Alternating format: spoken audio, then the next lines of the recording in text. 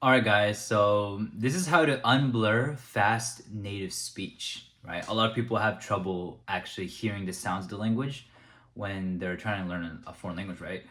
And there is really only one way to do it, and that is to do deliberate practice, right? Now, what type of deliberate practice am I talking about?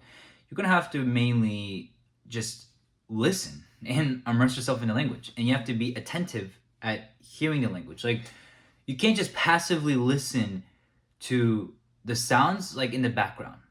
It's not the same thing, right? Because the difference of you deliberately watching like an anime in Japanese, right, and you actually trying to understand this, and actually deliberately engaging in it, versus you putting on like a bunch of like Japanese, I don't know, news like on the background, like as you're passively doing like things, like you're walking or you're doing other things while you're listening to it.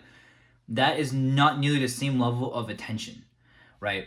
Because this passive listening is not going to really open your ears as much as you doing the deliberate practice. There has been studies on this. There's actually been people that have just listened to Japanese and they weren't able to understand Japanese still, even though they were like hearing Japanese all the time. And I think that's because you need that component of the deliberate practice, right, to really tell your brain to really decode the sounds. And that's what we're really going after. What we're really going after is decoding the sounds of the language so that it doesn't sound like a bunch of like blurry speech, and it sounds like something that we can actually hear clearly, right? Because that's one of the main obstacles when learning a foreign language is you just don't hear the sounds.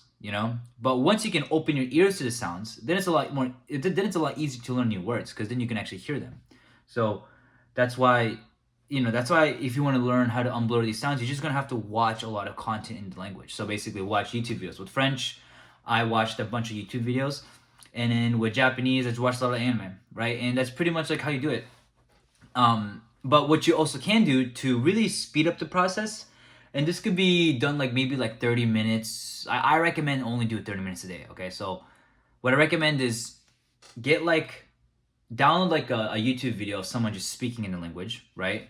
In the language that you want to learn, and then put it on Audacity. I think Audacity is like it's a software on your computer you can download, and what you can do is you can take the sounds. It's basically purely audio. You can take the sounds of the clip, and you can slow down certain parts of the sound, and you can try to replicate the sound yourself. So what I did was like I'll like download like Arabic music, and then I would basically pick like 2 seconds of the clip, and I would just like repeat the 2 seconds, and it's like a melody, right? It's like if you keep repeating and hearing the same 2 seconds like of the clip, then you can like really master those sounds, right? And you can just keep hearing it, keep hearing it, keep hearing it, and then you try to pronounce it yourself, right?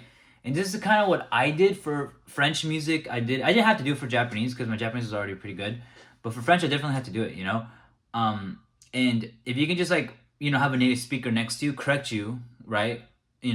Like find the discrepancies between the perfect sound, right? Like the perfect audio, which is a native speaker, and in your sound, which is, and you can, if you can find any errors, then that's when you can really like teach your ears to bloom, and you can really start to unblur the fast speech. Because what really matters is that you're doing deliberate practice. Okay, you have to be deliberately engaging in it, and when you're attentive when you're really paying attention and you're really hearing the sounds, and then you try and repeat it yourself, like this is a form of deliberate practice, right? Now I say a lot that you shouldn't output, when you speak a foreign language, but I think in this context, this is the only context that I might recommend you guys to do it. But you're not outputting from learning how to construct grammar patterns or vocab. You're outputting in trying to pronounce the sounds. See, when you try to pronounce the sounds of the language, it's not really bad because at least you're trying to attempt to try to hear the sounds. Like as you're trying to pronounce the sounds of the language and you hear back your audio, and you try to compare your audio with the perfect audio, and you really try to deliberately practice and hear that, you over time you'll start to hear that your audio is incorrect, and this is why this is perfect. Like you'll be able to hear your errors in the speech, and you'll be able to really tune your ears into the sounds of language, right? Now, if you don't want to do this deliberate practice part where you're like using Audacity to like really like basically copy and memorize kind of song lyrics to really try to like perfect your accent in the beginning. You don't have to do this.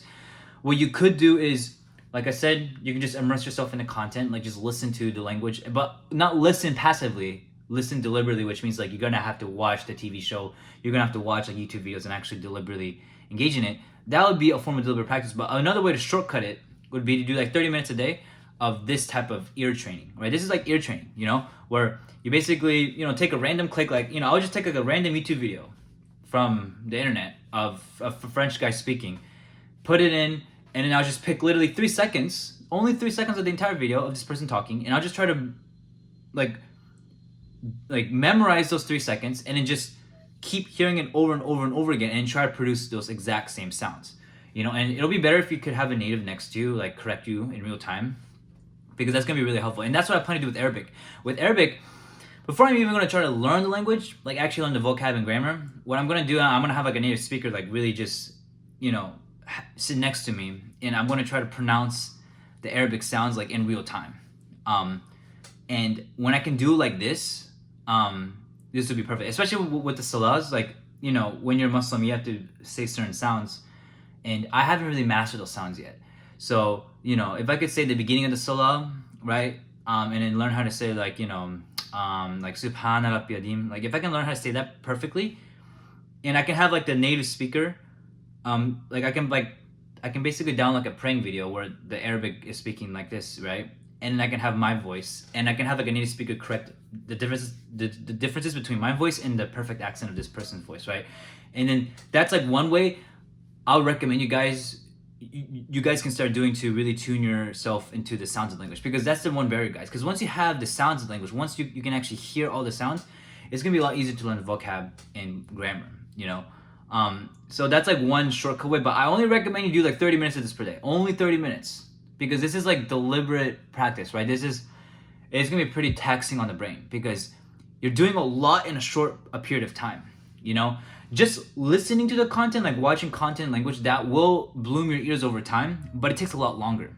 It might take like 6 months or maybe like even a year, right? To like of consistent immersion from just watching content to where like your ears will finally be able to bloom next to a native. But like you can actually reach like native level hearing pretty fast by doing this deliberate practice I was talking about, where like you actually like download the video and you like copy, you try to pronounce the sound, and you're like trying to compare your voice with their voice. That type of work is like super intense in the brain, and you notice that this part of acquiring the accent and the hearing is actually different than the language acquisition part, because remember, like I said, that if you can understand the language, then you can output naturally, which means that you don't have to get any practice in terms of speaking, and you'll be able to naturally speak. This is true, right? Because this is the language acquisition part. That's basically the grammar and the vocabulary part of the language. But then we have the accent. If you want a perfect accent, there is no way that you'll be able to just bust out a perfect accent immediately, okay? Like this is something that you're gonna have to practice. So there is actually, I think, a difference between acquiring the accent or the hearing of the language versus acquiring the actual grammar vocabulary. I think there's a different system in our brains. Even though they're related, I think it's a different part of our brains that engage in this. Because what we're doing here, where we're like, we're trying to pronounce the sounds, hear the audio back, this is like skill-related acquisition, right? This is general skill-related acquisition. And then the language acquisition part is basically the comprehension, like the meanings, the vocab, the words, right? That's a separate part, I noticed. Because you can hear people that are able to perfectly have a perfect, like there are people that have a perfect French accent when they sing, but they're not able to even like understand or speak French. But they have a perfect accent when they sing. Like this is an example. Like there's some Japanese speakers that actually have a perfect English accent, like an American accent, when they speak, like when they sing a song in English. But the moment they go to actually speaking English, they revert back to the accent. You know what I mean?